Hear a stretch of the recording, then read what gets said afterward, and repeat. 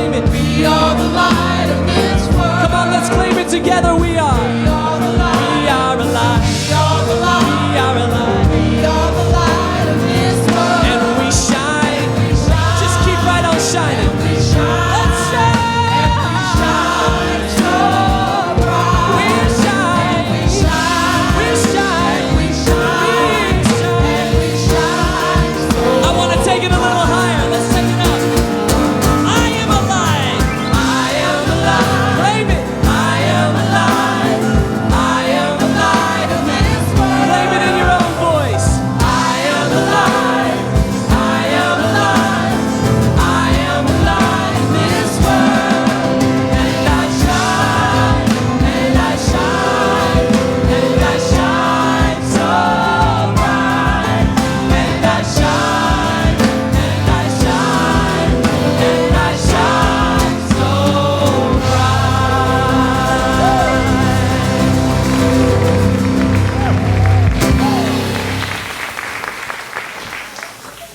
Ooh, how lovely it is to breathe in that joy and power and presence as the light.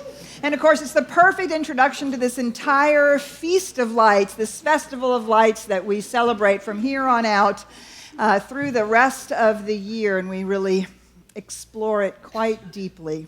So we're going to begin with Hanukkah today. We have a lovely Jewish tradition of lighting the menorah, and we have some of our lovely members of our community that are going to share with us on that. So our practitioner, Lainey Bernstein, is going to come on up here, helped with the beautiful Debbie Hine. So come on up here, you guys, you lovely ladies.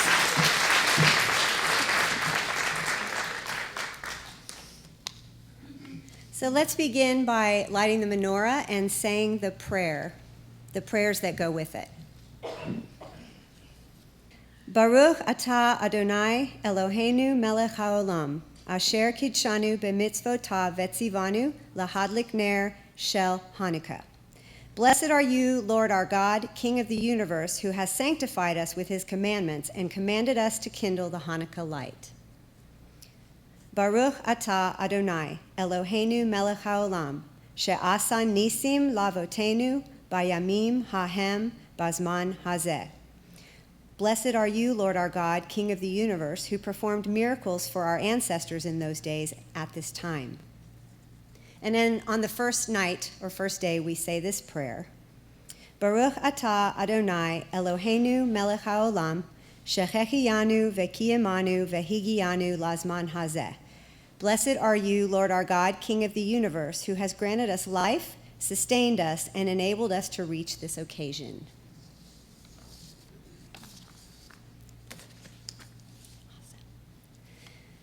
So I was going to tell you a little bit about the Hanukkah story. Growing up, we always lit the menorah. We always had latkes, which I will tell you about in a minute, and we always got a present on each night. But I didn't really know exactly what it was all about. I just knew that around Christmas time, we got a holiday too. And apparently that is largely why the gift giving began, is because Hanukkah falls, the story I'm about to tell you falls in a specific place on the Hebrew calendar, and it happens to fall right around Christmas on the American calendar. And so the gift giving began as a way to, I guess, help Jewish children feel not left out. Yes, this is something I just learned. And I was saying in the first service that I knew a fair bit, but I didn't know as much about the story until I started coming here. Because, yeah. So, for years I sat here and listened to Bruce and Ramona tell us the story of Hanukkah, and I was like, oh, really? Huh. So here's what I know, and here's what I would like to share with you. It all began during the reign of Alexander the Great. Well, apparently Alexander the Great, though he conquered Syria, Egypt, and Palestine, he was a very allowing king. So he allowed the Jews to go ahead and practice their beliefs, their rituals, everything that they wanted to do. And at that time, the Greeks and the Jews really lived in harmony.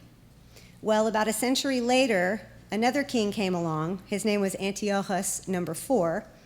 And he was not so kind. In fact, he oppressed, massacred, and desecrated Jews, the temple, everything they believed in, and it was not okay for them to pray and have their own beliefs.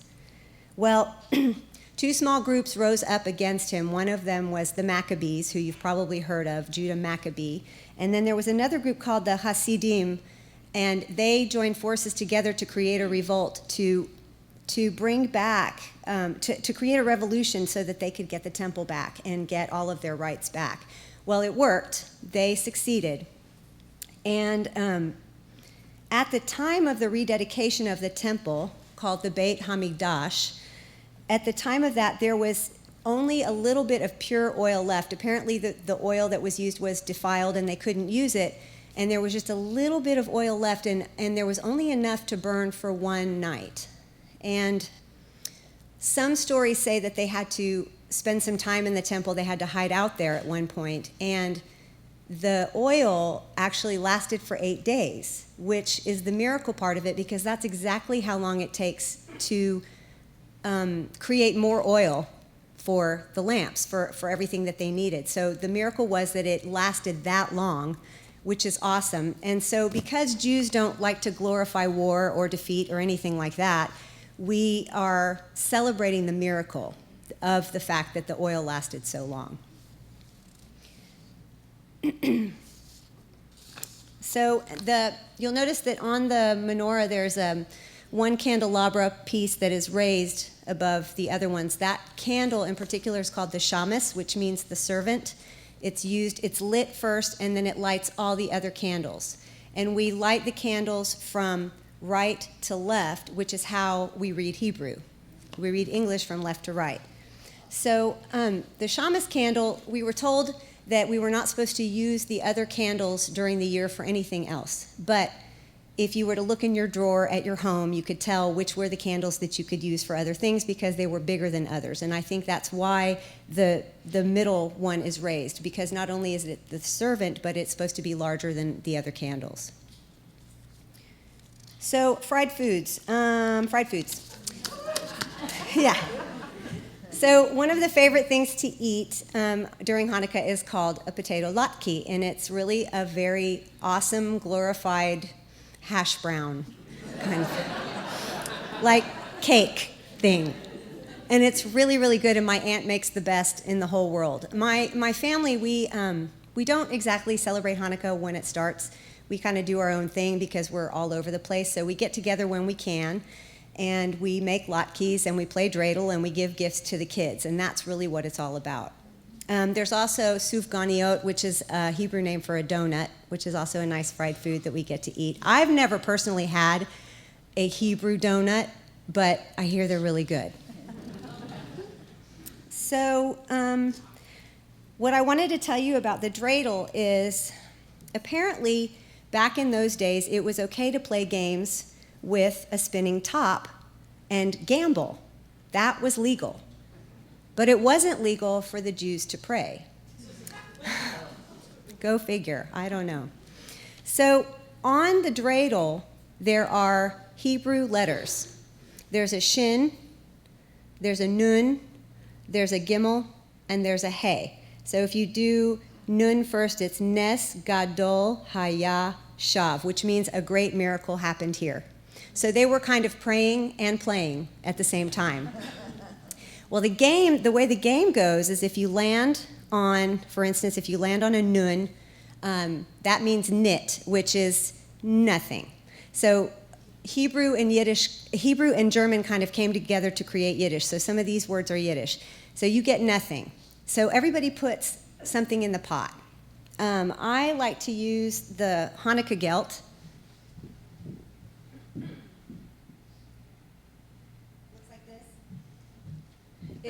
It's a gold coin with chocolate in it. And that's what's most normally used to play dreidel. And everybody puts some in the pot, in the middle. And if you spin and you get a nun, you get nothing. Now, if you spin and you get the gimel, that's all. You get everything. If you spin and you get the hey, you get half. If you spin and you get the shin, you have to put one in. So get a shin, put one in. That's how it goes. So I went to a party a couple years ago and played dreidel, and I got rather competitive and left with a lot of these guys.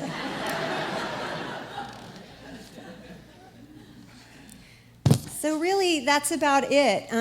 I personally love the holiday. I love that just about every holiday that is celebrated in December has to do with light. I'm all about the light. And so I'm grateful for my tradition, I'm grateful for my heritage, and I'm grateful to have some information to share with you. And if you have any more questions, feel free to ask me. Thanks. That is great. Thank you, Lainey and Debbie. Thank you so much.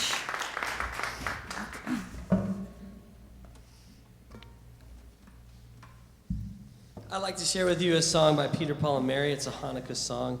It's called Light One Candle, and each of the lines in the first two verses is a different reason to light one candle. You'll find that there are 8 reasons to light the candle, because there are 8 candles on the Hanukkah minus the shamas. And you'll also notice that the Hanukkah, this menorah, is special because all the other weeks of the year, since there's only 7 days in the week, the other menorahs will only have 7 candles and a shamas. So the Hanukkah has 8. That's how you can tell it apart.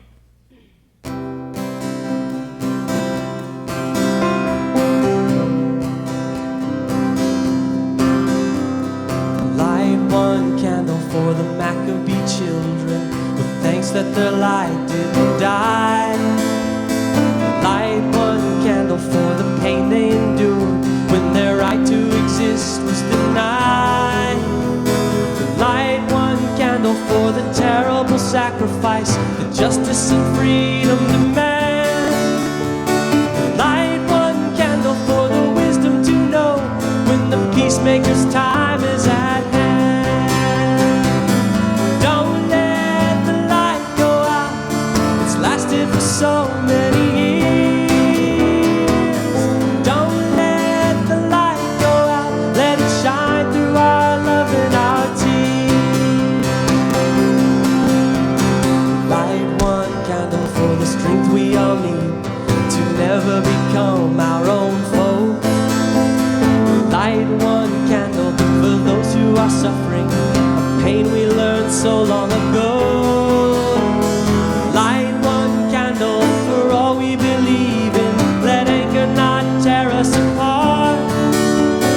Light one candle to bind us together with peace as the song in our heart. Don't let the light go out, it's lasted for so many years. Don't let the light go out, let it shine through our love and our tears. What is the memory that's valued so highly that we keep it alive in this flame? What's the commitment to those who have died when we cry out they've not died in vain? We have come this far, always believing that justice will somehow prevail.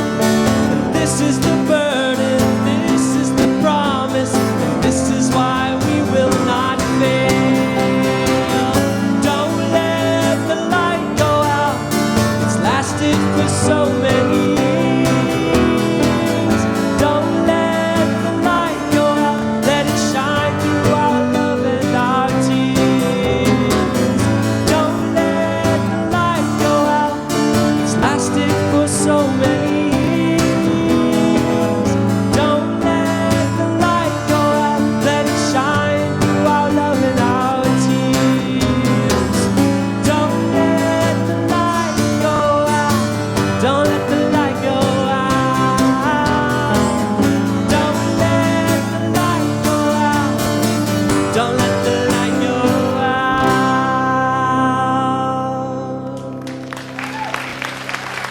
Thank you. Happy Hanukkah. Yay, thank you so much.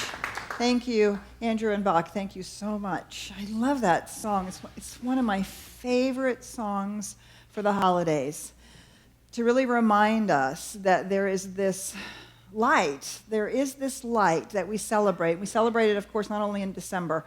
but we celebrate it lots of different times and places. It just feels as though there is this mounting awareness and recognition of the light. And I so loved what Lainey shared with us, and Lainey and Debbie, thank you so much. I so loved what Lainey shared with us, that the Hanukkah celebration is not about the victory. It's not about war. It's not about defeating someone else. It's about faith. It's about the miracle of the light. And what an extraordinary thing. So the Maccabees they've just had this war, this revolution. They're not really certain whether or not they can peek their heads out of the temple. And they have 1 day's worth of oil, or 1 night's worth of oil. How many of us would have saved it? Maybe, and thought, well, it's not enough. We better not use it. Maybe we'll need it later. Or, oh, I don't know what good this is going to do. And what did they do? They put it in the lamp and they lit it. Pure faith, absolute pure faith. And that light burned for the 8 days that it took them to have enough light, enough oil to actually burn in their menorah in the temple, in the rededicated temple. And so when we think about these 8 days and this light, the light that faith is in our lives, the willingness to step out, to do the thing, to, even if it appears a little, stupid, odd, silly, well, that's never going to work. What do you think you're doing anyway? Right? To just do it anyway. Put the oil in the lamp and light it. So we've added a new ritual or a new holiday to our holiday season this year as we continue to expand our holiday traditions. And we're celebrating also, in addition to Hanukkah, we're celebrating Bodhi Day. Now, Bodhi Day is December 8th. It is the day in Buddhism in which it is celebrated, the day that the Buddha was enlightened.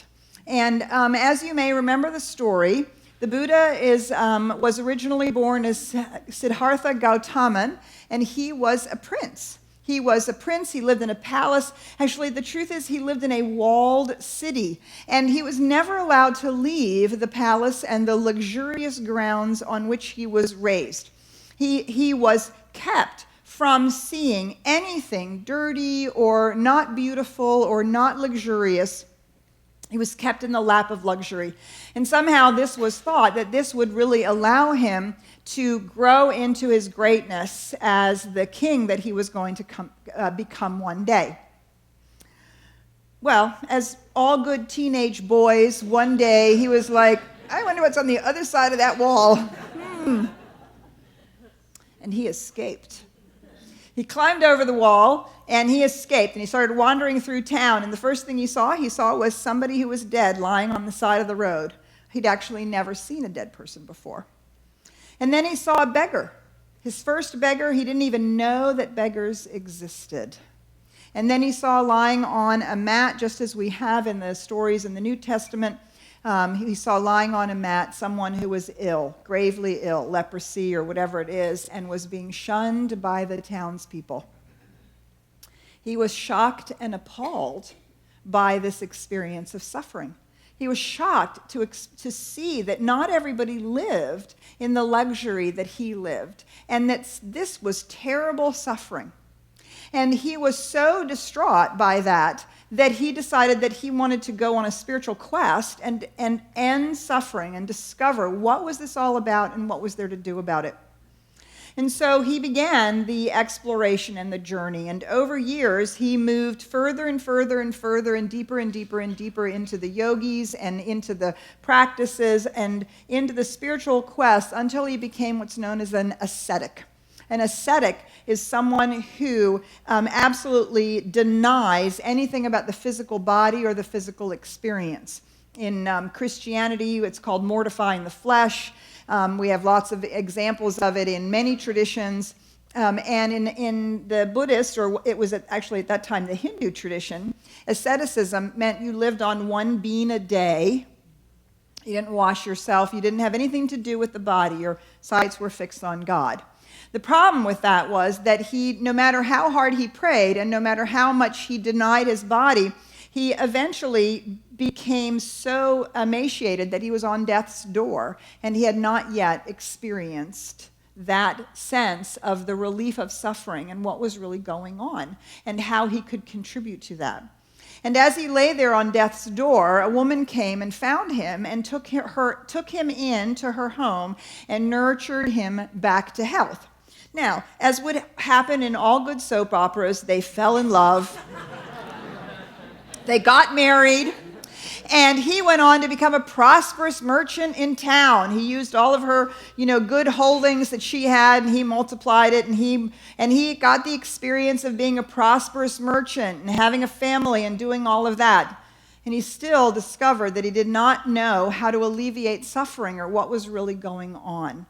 Ultimately, he left that behind, and finally, in frustration and in sheer stubbornness, or perhaps in extraordinary faith, he went and he sat down. He found a hut by the river, and he went and he sat down under what is now known as a Bodhi tree. It's originally a fig tree, looks a little bit like a ficus tree, which is why in our new altar display in Pankey Hall, you'll see all the stations for all the holidays that we're celebrating over there. In our new station for Bodhi Day, there's the ficus tree with the heart-shaped leaves of the Bodhi tree.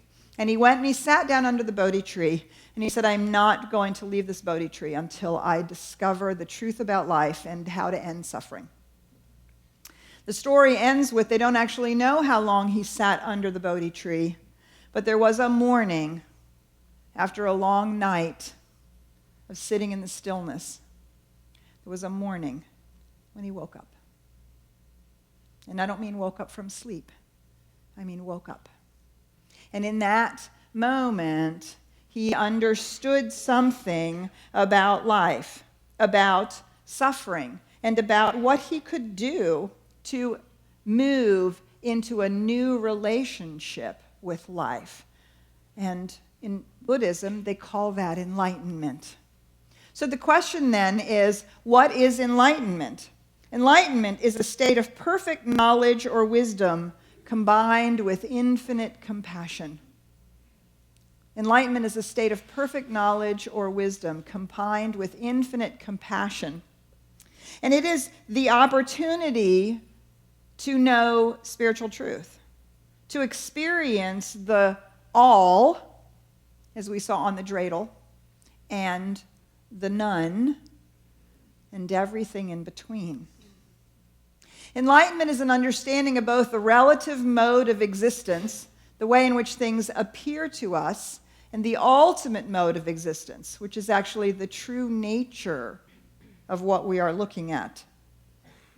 Enlightenment is the ability to see truth despite condition, to see God where it doesn't appear as though God is present, to find the light in the midst of the darkness. In Jewish mysticism, which is the Kabbalah, I found this. Enlightenment is to seek to realize and understand not only as an intellectual affirmation of truth, but as a living reality within the limits of our capacity, profoundly sensing the literal omnipresence of God with a penetrating understanding and knowledge. To understand what's really going on here, to be able to see through the human experience to the divine reality, to not be fooled by conditions, but to stand firmly anchored in spiritual truth. In our own New Thought tradition, Dennis Merritt Jones says, what is enlightenment really? It is living in a state of conscious awareness that God is all there is. And of course, we have that in the Jewish tradition with the one God, keeping our minds set on the one God, and knowing that that is all there is. Dennis Merritt Jones goes on to say, the fact is every day can be a new day of enlightenment for us when we remember to remember this truth. And this is the truth to remember. You and I can never be closer to Spirit than we are in this holy instant. We can only be more aware that we are already 100% pure Spirit. That's our waking up. Waking up to know the truth. To know this truth about ourselves and each and every person. And it's totally appropriate at this time of year. With these whole series of feasts and festivals of light, we celebrate them all month long. And each and every one of them is designed to remind us about who we are, about something about the universe, and about our relationship with each other. That's the relieving suffering part, right? That's the being a community like the Maccabees and saying we will practice our faith tradition in the way that it speaks to us, and we will not be afraid. It seems particularly poignant not only at this time of year, but it seems particularly poignant at this time in the reality of the human experience on the planet today, especially after the shootings in San Bernardino and all the other shootings and killings in the U.S. It is an extraordinarily difficult and challenging time for those of us, well, for all of us, whatever we believe about how it is that we are to solve our differences or how it is that we are to be together when we are taught to be afraid of each other.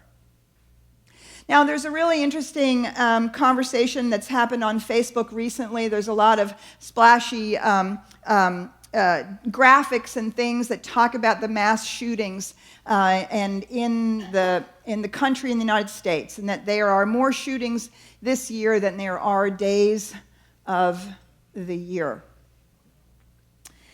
And yet, when you look at the statistics, the reality of it is 1-to-1 individual personal gun violence is down dramatically in the last 10 years. Massively and dramatically in the last 10 years. And for those of you who carry guns yourselves, thank you for your commitment to reducing gun violence. That what has not reduced and what has actually increased are these mass shootings. Now, there is some difference about what a mass shooting is. Is it 3 people? Is it 4? Is it in a public place, or does it include gang violence and domestic violence and things like that? Well, I don't know about you, but to me, a mass shooting is a mass shooting. And except for mass shootings and the killing of black men, these are the statistics that are actually going up. Unarmed black Americans, especially men, are 5 times more likely to be killed by police than unarmed white Americans. Unarmed Native Americans, too, are killed by police at about the same rate. Everyone else's rate is way lower than that. And in the light of the church in Charleston, a college classroom in Oregon, Planned Parenthood clinic in Colorado, joined now by San Bernardino, we must ask ourselves, what is going on? We see the suffering. We see the oppression and the injustice. And what are we going to do? How are we going to be? Where are we going to stand in the midst of that while we celebrate these festivals of light, one right after another, and we give gifts, and we feel the press and the love of our families or our friendships or our community, and we feel loved and embraced and lifted by that. And unlike Siddhartha, we do not try to keep ourselves behind the walls of our spiritual truth. Like him, we climb over those walls and we look at what is really going on. And we seek to understand that we may be a part of the alleviation of suffering. And when we think about lighting the menorah for the miracle of faith, do you see we can begin to expect the miracle that our faith will make a difference, that something changes, because we have decided to be about the end of suffering and to be about the light in our own lives and in the lives of those around us. So, as is my usual thing that I do as I prepare for talks, I go wandering through my friends on my bookshelf. And I was reminded of an old friend that I ran into at University of Dallas, Immanuel Kant, one of those old dead white guys. You know, and there's been a lot of dissing of those old dead white guys, and, you know, some of it is actually deserved, but there's a reason why we're still reading them. We need to read everybody else in addition, no question about it. But there's something here. And Immanuel Kant, he wrote a small pamphlet, a small article back in the day, in his day, entitled, "What is Enlightenment?" And he says, enlightenment is man's emergence from his self-imposed non-age. Now, non-age, he goes on to describe, is the inability to use one's own understanding without another's guidance. This non-age is self-imposed if its cause lies not in a lack of understanding, but in indecision and lack of courage to use one's own mind without another's guidance. Dare to know, he says. Have the courage to use your own understanding. So he goes on to say this: laziness and cowardice are the reasons why such a large part of mankind gladly remain minors all their lives. Minors as in right under the adult age, long after nature has freed them from external guidance. They are the reasons why it is so easy for others to set themselves up as guardians. It is so comfortable to be a minor. If I have a book that thinks for me, a pastor who acts as my conscience, a physician who prescribes my diet, and so on, then I have no need to exert myself. I have no need to think. So you have to remember that he's writing at the time of the Enlightenment. He's writing hundreds of years ago. Thus, it is difficult for the individual to work himself out of the non-age, which has become almost second nature to him or her. He has even grown to like it.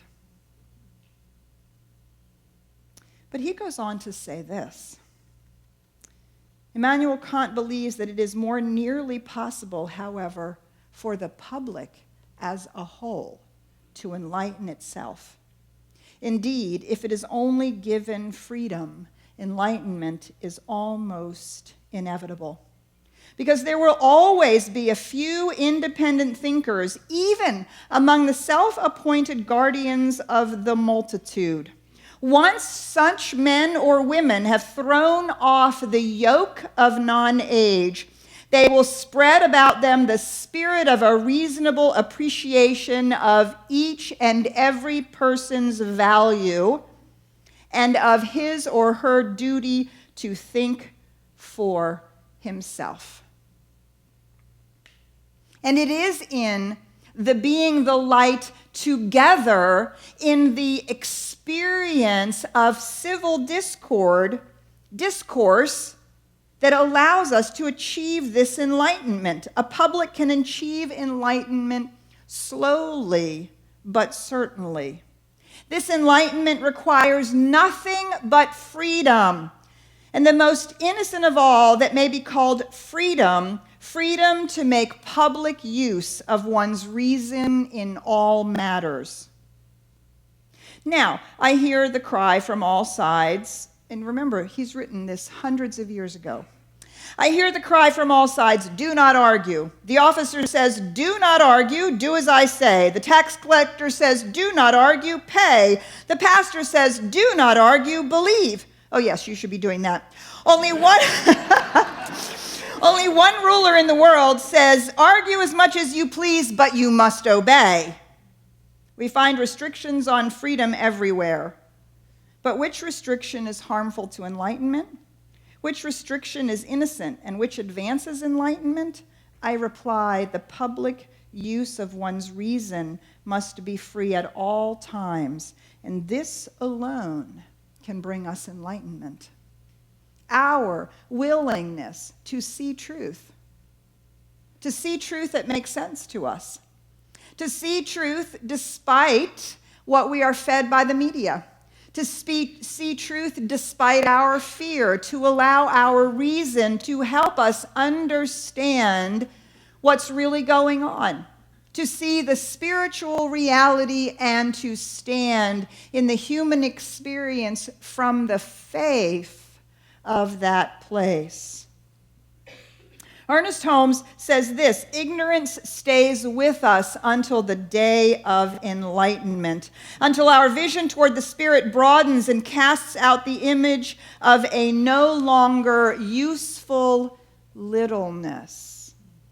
And what is that littleness? That littleness is the belief in our limitation. Well, this is how it is. You don't expect it to be different. It's always going to be this way. It's the way it's always been. It's always going to be this way, and we just have to live with it and figure it out. That is our littleness. That is our limitation. That is our belief that the past defines our future and that we are subject to the precedent that our ancestors or that the people just standing right behind us have experienced. No, we stand where we stand, and we can shed the light through our love and through our reason on what we know to be true. And then we are no longer ignorant. We're no longer ignorant about the truth of ourselves. We're no longer ignorant about the truth of that person who over there is a little different than us and maybe looks frightening to us, or maybe we've been taught to fear or to oppress in some way or other. Ernest Holmes goes on to say this, unless we become the living embodiment of love and light, we shall have no justification in saying that God is love and light. So, we do these rituals every year, and there's something so precious about the traditions, right? You go to mom's house and you always have the same stuffing, and you go to grandma's house and you always decorate the table the same way, and you do these things, and there's comfort in the rituals. But we don't light the lights just because it's a ritual. And we don't light the lights so that we can say, oh, it's so pretty. There's the light of God. Oh, that's so nice. Isn't that nice? No, we're actually lighting the lights because that's who and what we are called to be. To be the light, so that those that have died have not died in vain, so that oppression and injustice don't continue. Not because we make others wrong, but because we bring the light of truth. Do you see the light of reason and truth and spiritual understanding to what's really going on? And we bring our love not just for God, but for each other, for humanity, for the one who is lying in the street, for that which we don't understand. And do you see, when the Buddha got up from under the Bodhi tree, he gave us the Four Noble Truths and the Eightfold Path. And you know what it's called? It's called the middle way. The middle way. Not the way of luxury, not the way of asceticism, not the way of I'm right and you're wrong, and not the way of, oh, everything's okay, I just love everybody, it doesn't matter what you do. That is checking your intelligence at the door. And we don't do that. We bring our reason with us, and our love is tempered. It's tempered and strengthened by the light of our understanding. And so we light these candles for a reason. Do you see? It's not just, oh, because it's pretty, and oh, because it's the holidays, and oh, because it's the thing to do. We light them to remind us that unless we become the living embodiment of love and light, we shall have no justification in saying that God is love and light. Let us pray.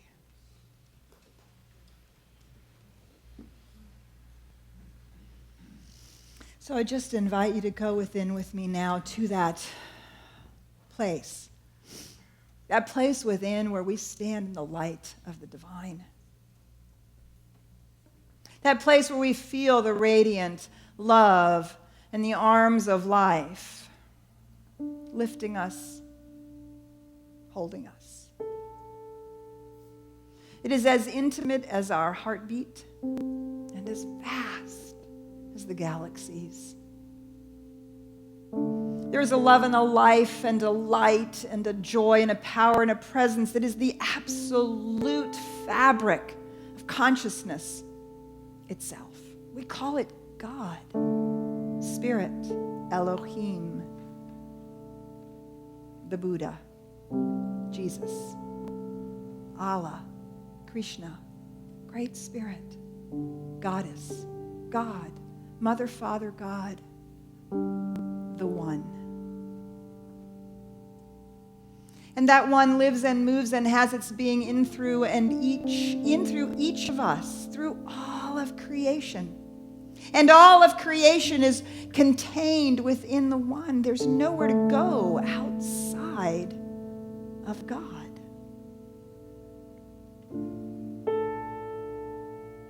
So this morning, as we know these truths, let us stand on the road outside the walls that keep us safe. Let us look clear-eyed at the suffering, the injustice, the oppression, the killing, the dying,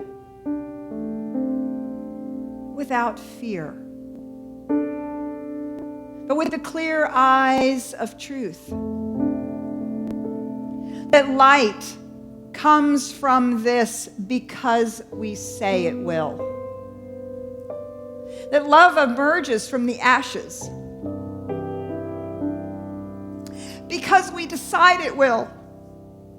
That justice prevails because we demand it of the universe. And that we are willing to stand as the light. Speak as the light. In love, in compassion, in great wisdom, without hatred or violence or fear. We simply stand in the truth and we be the light.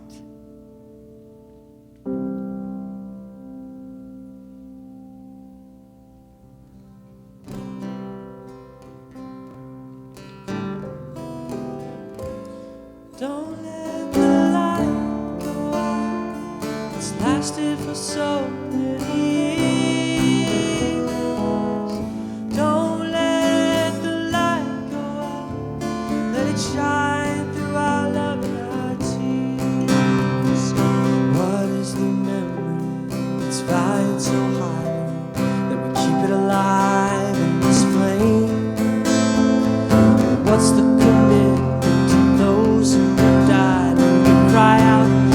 not died in vain. We have come this far, always believing that justice will somehow prevail. This is the burden, this is the promise, and this is why we will not fail. Don't let the light go out, it's lasted for so many years. Don't let the light go out, let it shine through our love and our tears. Don't let the light go out, it's lasted for so many years. Don't let the light go out, let it shine through our love and our tears.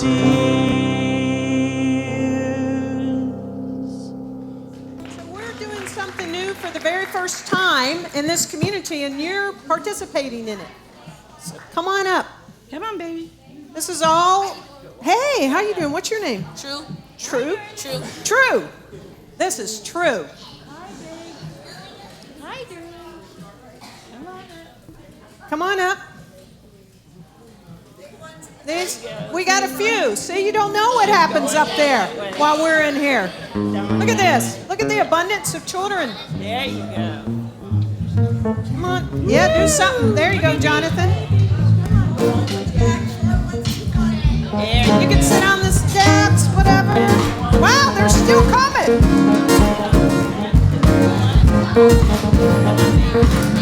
Come on up.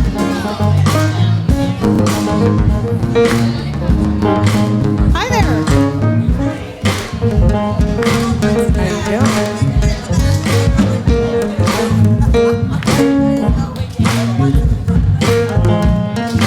Man, would somebody count these? Lisa, count the kids, please.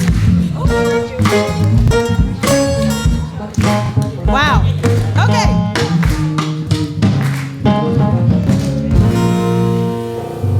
Come on up, Lahoma, Doreen. So I'm going to invite you to stand. So here's what we're going to do. Imagine. I see some in the back. You want to come up front? Come on. Come on. If you're below the age of 18, come on up here. We invite you up. You don't want to miss this? Don't y'all all rush me trying to say you're below 18.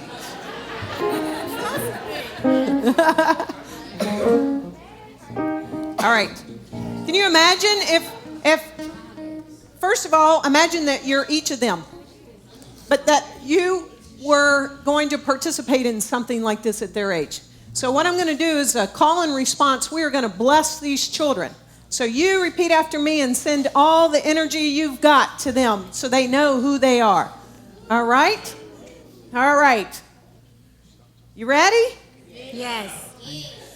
Divine ones. Divine One. We see who you are. We see who you are. You are magnificent. You are magnificent. You are powerful. You are powerful. You are intelligent. You are intelligent. You are brilliant. You are brilliant. You are handsome. You are handsome. You are beautiful. You are beautiful. You can be anything you want to be. You can be anything you want to be. And nothing can stop your good. And nothing can stop your good. We love you. We love you. We support you. We support you. And we see you. And we see you. And so it is.